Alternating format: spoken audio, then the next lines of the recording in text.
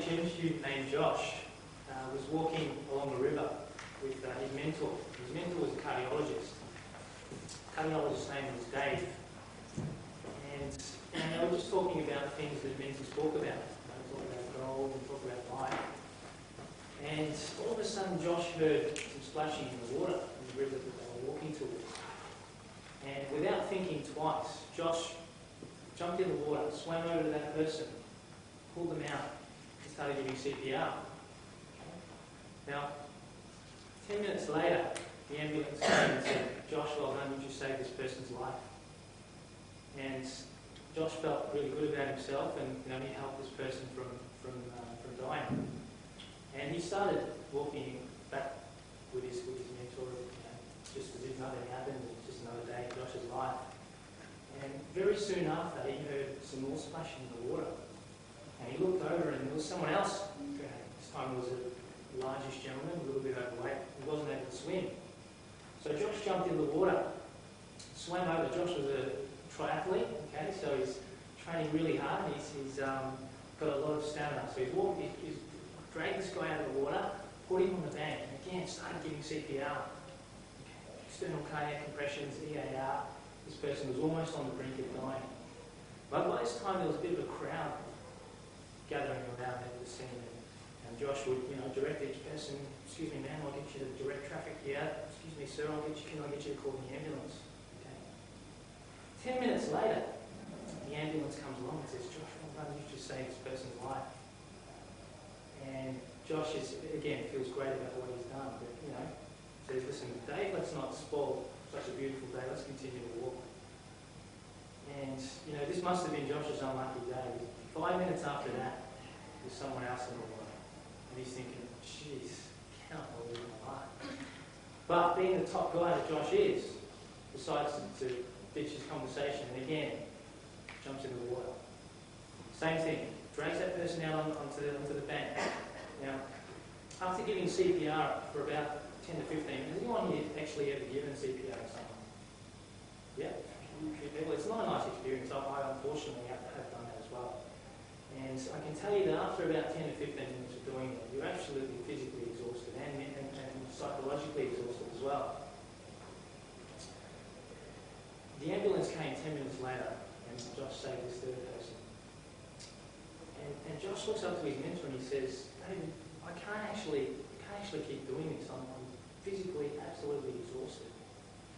And I'm mentally, physically exhausted. I cannot keep doing this." And Josh's mentor says, "Listen, Josh, why don't you go and stop that person on the bridge there who's actually pushing all these people in the water?" Okay. And when I first heard that story, it struck a chord with me. And at the time I was working in cardiac rehabilitation and working with cardiac populations. And I heard that story and it was very powerful for me in the fact that I could never actually do these people the best favour that I could possibly do them by working with them with sickness. Okay? Yes, it was challenging, yes, it paid reasonably well. But at the end of the day, I could only ever help someone who was already sick. And these people who were drowning, I couldn't actually prevent that from happening.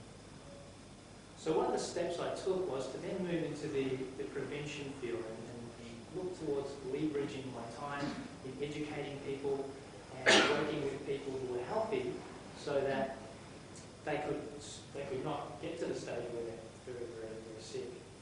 Okay? So that's the kind of background that I'm coming from. And for those of you who want to read a little bit more about that story and where this industry is headed, there's a gentleman called Pilzer, and he's a world-renowned economist, and he's written a book called The Wellness Revolution, which I encourage you all to get and read, because it gets me absolutely fired up about where our industry is going.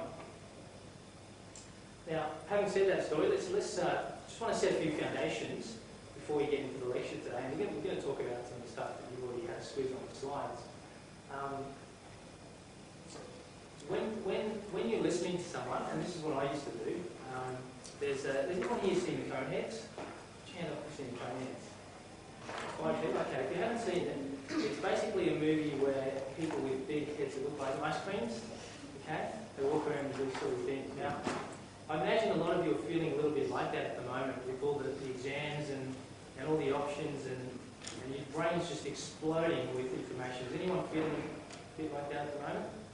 Okay, a few people. what I get you guys to do today is just to take that information, just stick it under your seat, and listen to today's lecture with an open mind. Okay, so if your brain's not clogged up with all this information and all these voices telling you all these different things, then you can actually objectively listen to the lecture and get the most out of it. Okay, one of the other things I encourage people who listen to me talk is to be sceptical about every single thing that I say.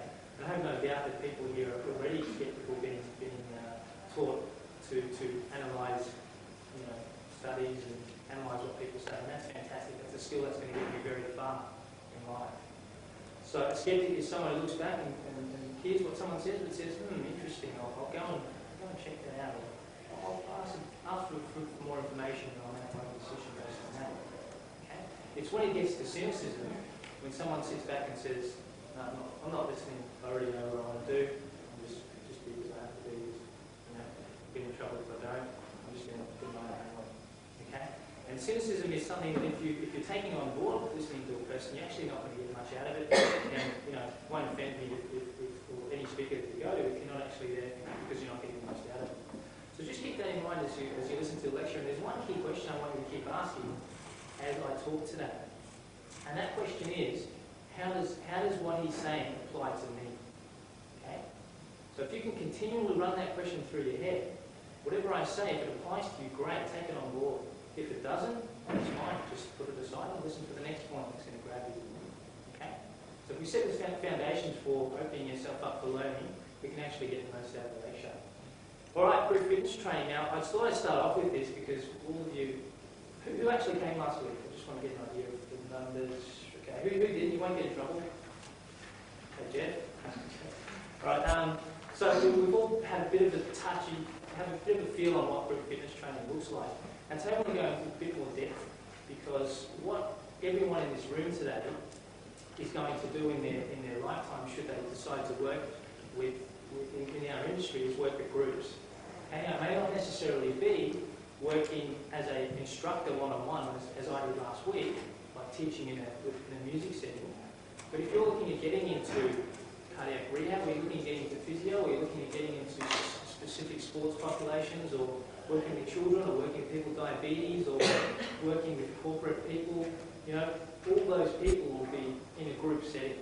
Okay? And regardless of your course of study, you're going to need the skills, you probably need the qualification to say, hey, I'm qualified to work in groups, and also the traits and characteristics of someone who can facilitate a group. Okay? So some of those traits you saw when we discussed last week, we're going to do a bit more of that this week for those who didn't come, and I would really appreciate your involvement and participation as always. Alright, now the perception of group fitness. If I were to walk out the street right now, and I actually do this sometimes, people come up to me and go, Wes, what do you do? Right? And I say, I teach group fitness or group exercise. Now that term is not widely known in the community. They'll go, so you teach aerobics. So you're one of the guys who strap on the wiper and jump up and down in those tight pants.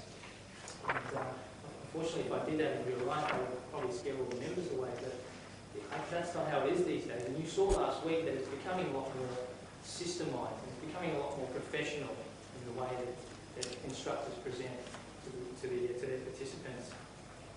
So, if any of you, and I'll just put this up because 90% of the population out there still think this is what happens in group fitness class, okay? But it's completely changing from that. And we're going to talk about some of the reasons why that is the case in today's industry. There's a bit of a lag happening here, right? Okay, types of group fitness. Now, as I said, you can work with different populations, but you can also teach different types of classes. Okay? And if I just take you through some of them, you probably will all know this already.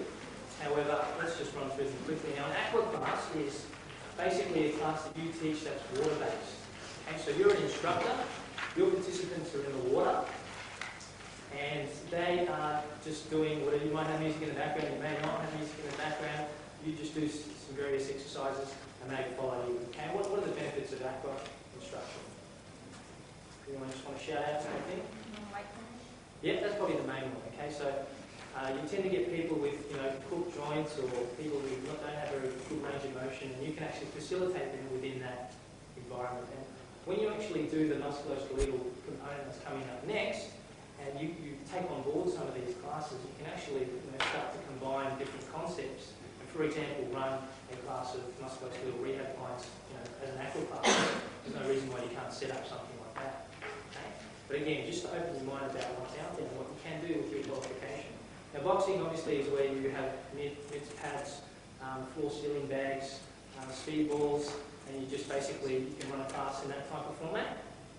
Circuits is where we have a number of stations. Okay, what we're going to do in our class this week in our tubes is I'm going to run like an outdoor PT session. You guys are going to help me put the session together. So I'm going to get you to start racking your brains about the kind of exercises and the kind of things we can do without much equipment. So if I said to you right now, here's 15 people, take them out to the park, give them a good workout in 40 minutes. Could you do that?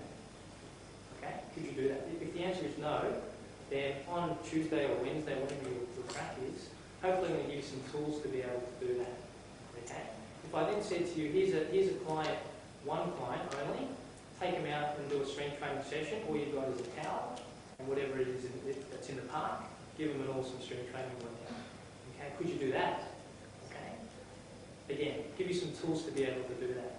But I want you to start thinking about it, because when I do ask you, hopefully I don't get a complete blank canvas, considering the last 6 to 8 weeks you guys have been learning all about different exercises and what to do and how to modify them and all that sort of stuff.